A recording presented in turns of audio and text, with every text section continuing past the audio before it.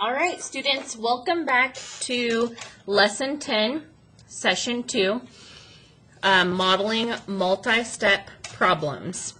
You need to be on page 197, and you need to have a pencil to write with, and then you also need to have your index card that has your questions on it for how to solve word problems. So, let's get started. Garrett is paid $4 for each hour he babysits.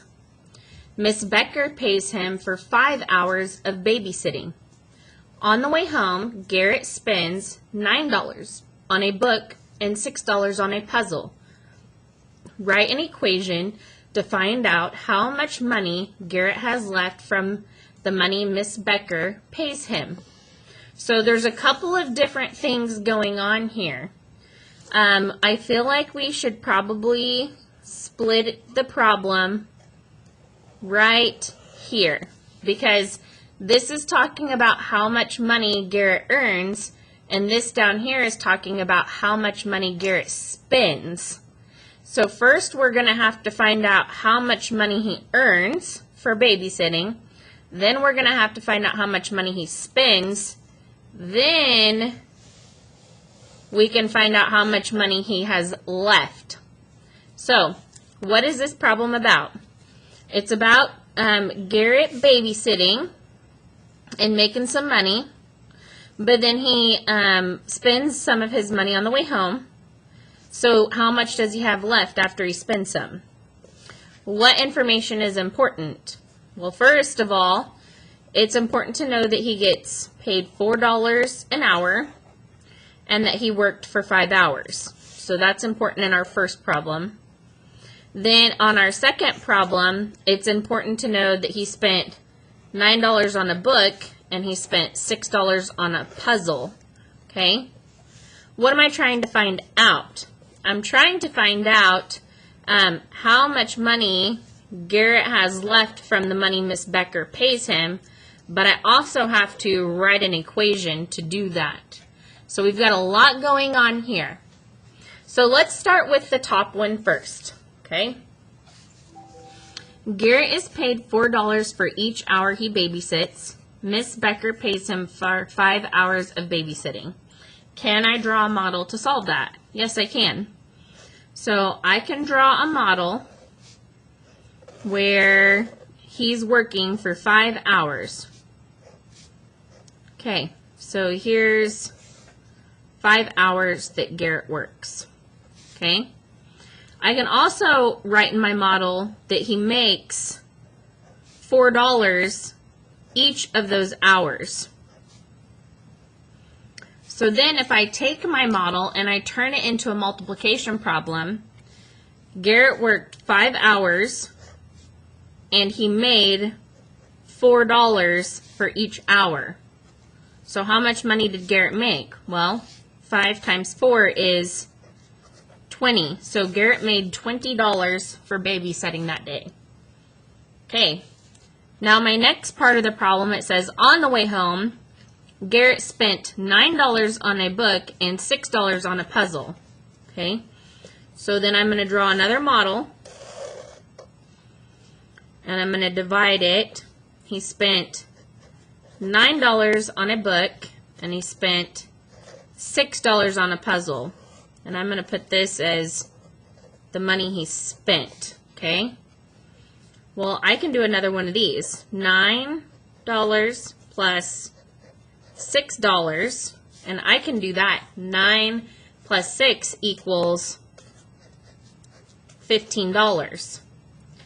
But I need to find out how much money he has left over. We know he spent $15. We know he made $20. Well, how would I find the difference between that? I would have to subtract. I could subtract 20 minus 15. The only thing is this has asked us to write an equation. We can easily see that 20 minus 15, our answer is going to be $5. But how can we put these two together? Well, First, I have to start with what I make. So my equation is going to start with what I make. I made 5 hours times $4 an hour, okay? But then we have to do what we spent. And just like how we would have to subtract 15 from 20 over here, we're going to subtract over here. So we're going to subtract the $9 plus $6. And that's going to give us our answer. So first I'm going to do 5 times $4, which we know is $20. Okay? Then I'm going to subtract from it the $9 plus $6, which we know is $15. So 20 minus 15 gives us our answer of $5 left over. And that is how you solve this type of word problem. It looks tricky right now, but if you just make sure to break each part of it and then know that you have to subtract this one from this one, you really are just taking this part and then subtraction, because that's what we end up having to do, and subtracting this part. Don't let the parentheses throw you off. That's just telling you to keep this section together, okay? Let's go ahead and look at page 198. This is a different way that they used to model this. They had the money right here that he spent, okay? And this up here is the money he made. So they put them one on top of the other. So then they found out that he made $20, and right here he spent $15. So what is this green box worth? And that is how they did theirs. So that green box down here, you can see where they're using letters. This is similar to what we did. They did 5 times 4, which got them 20, and they're using the B to represent it. Well, B down here is 20, and they subtracted 9 plus 6, which we know is 15. So they did 20 minus 15 to get their G, which is their answer. Okay, let's go ahead and look at page 199. Look at the second model it.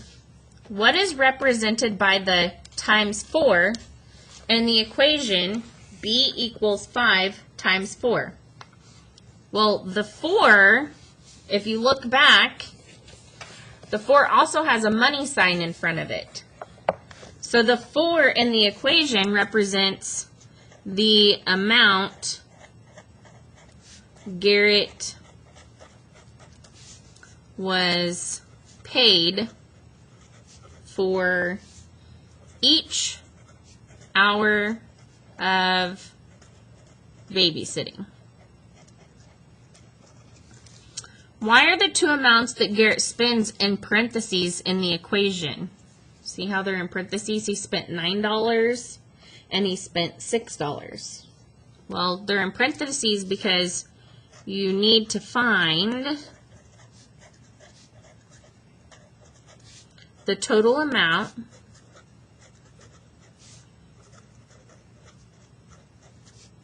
he spends on a book and puzzle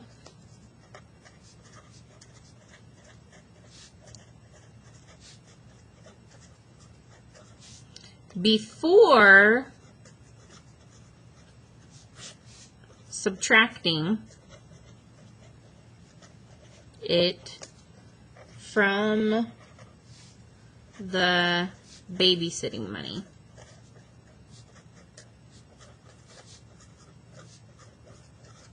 Okay.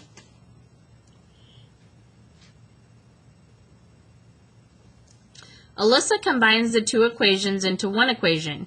G equals 20 minus 9 plus 6. What does the 20 in her equation represent? The 20 represents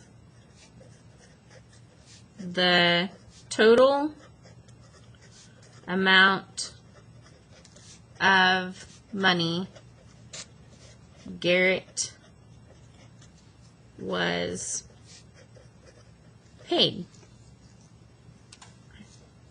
Ben uses the equation G equals 4 times 5 minus 9 minus 6.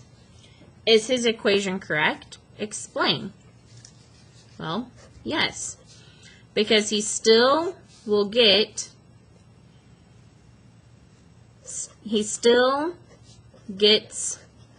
the total, but subtracts what he spent differently.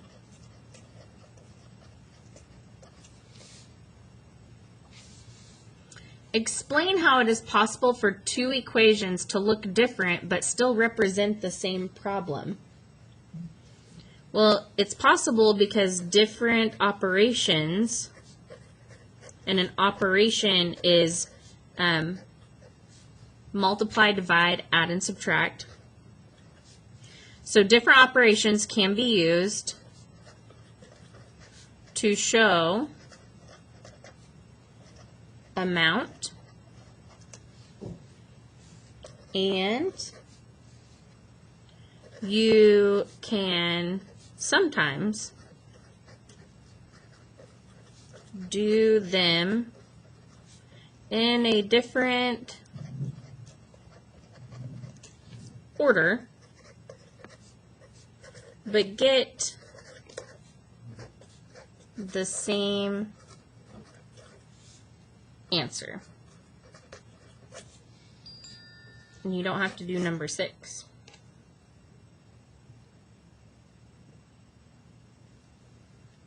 Okay, go ahead and turn to page 200.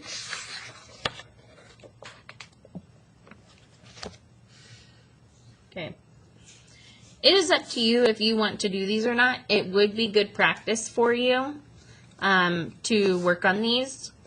But we are going to go ahead and skip ahead, and we're going to go to page 201. Okay, on 201 it says, write an equation to find how many hours Mia volunteers. Complete the bar model. So if you can see here, it says Mia volunteers at the animal shelter on 7 weekends. On Saturdays, she volunteers for 3 hours. On Sundays, she volunteers for 2 hours. So each one of these must represent a Saturday and a Sunday. But then she does it for 7 weekends. So on the top, we need to keep going. 4, 5, 6, and 7. And then down here on the bottom, we need to do 3 on Saturday, 3 on Sunday. 3 on Saturday, 3 on Sunday. 3 on Saturday, 3 on Sunday, 3 on Saturday, 3 on Sunday. What do the numbers above the bar represent? These numbers up here. Those represent the number of weekends. What do the numbers in each part of the bar represent? The number of hours. Now it says to write an equation. Well, we have 7 weekends, so let's start with the 7. And each weekend she works 3 plus 2 total. So we could multiply this, and we're going to multiply it by 3 plus 2. And that's going to give us our answer. Now, if we went ahead and solved it, 3 plus 2 is 5. 7 times 5 is 35 hours is how much she volunteered at the animal shelter in 7 weeks. Go ahead and turn to page 202.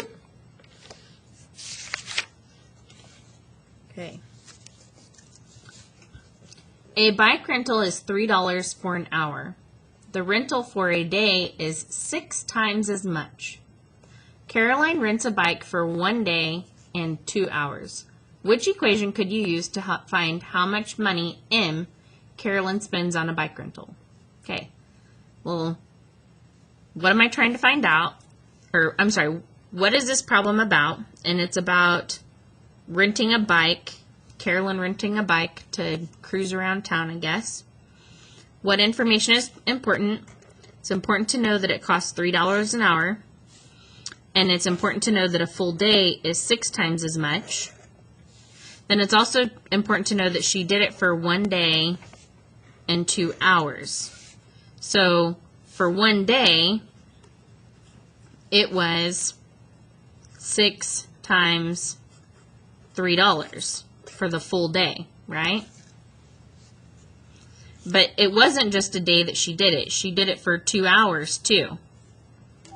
So for the 2 hours, she spent $3 an hour for the 2 hours. So 2 hours times $3 an hour. So which one of these matches this? 6 times 3 plus 2 times 3? Yep, that's what we got, but let's check. 6 times 1? No. Plus 2 times 3? Nope, that one doesn't work. 6 times 2? No. 3 times 6? No. 1 times 6? No. So it looks like A is our answer.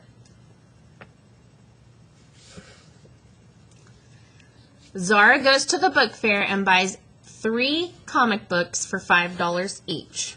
So let's go ahead and do 3 comic books for $5 each. Okay. Then she buys 2 chapter books for $9 each. Okay. Let's add 2 chapter books for $9 each.